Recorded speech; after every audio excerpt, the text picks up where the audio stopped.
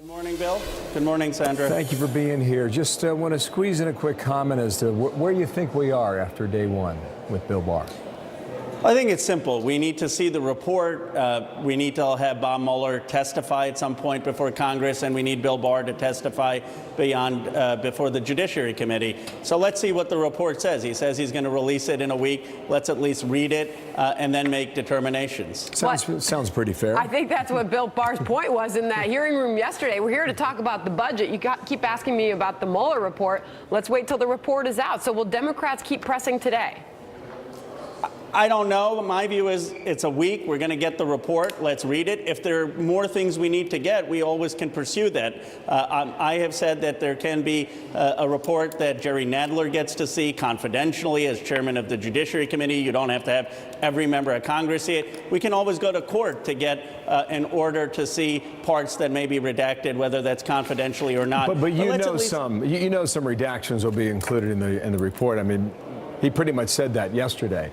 I think the question then becomes whether or not you believe these redactions should be made public, redactions that are heavily protected by the law. Well, first, let's get the report and see what is redacted and how consequential the redactions are.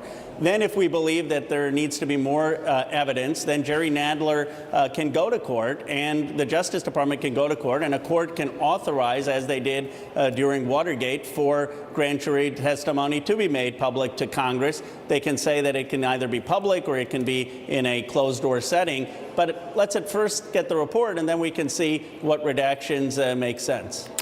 Just a little bit of guidance from our reporter Catherine Herridge on the Hill right now, telling us that in those opening statements, Senator Jeanne Shaheen said to William Barr in her statement that he must answer concerns to the 4-page letter glossing over damaging actions by the administration.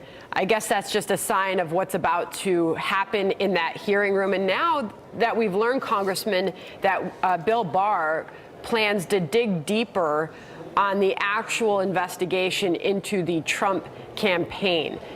What do you expect we will learn there and how far this will go?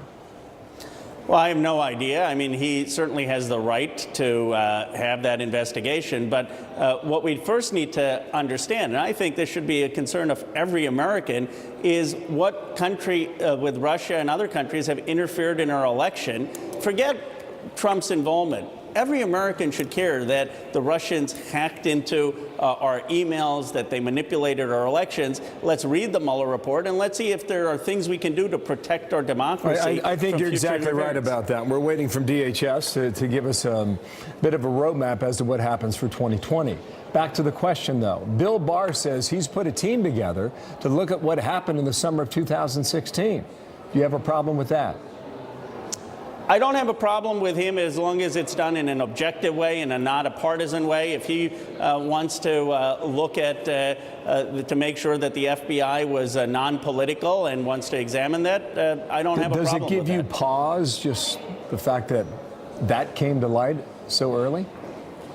Well, I don't know. I mean, we'd have to see what that investigation determines. I mean, we know that the Mueller report is 300, 400 pages. There's been a lot of evidence that's been accumulated. If there was serious evidence that comes to light of the politicization of the FBI, everyone just would be concerned. One last question. Chuck Schumer yesterday said Bill Barr cannot be trusted.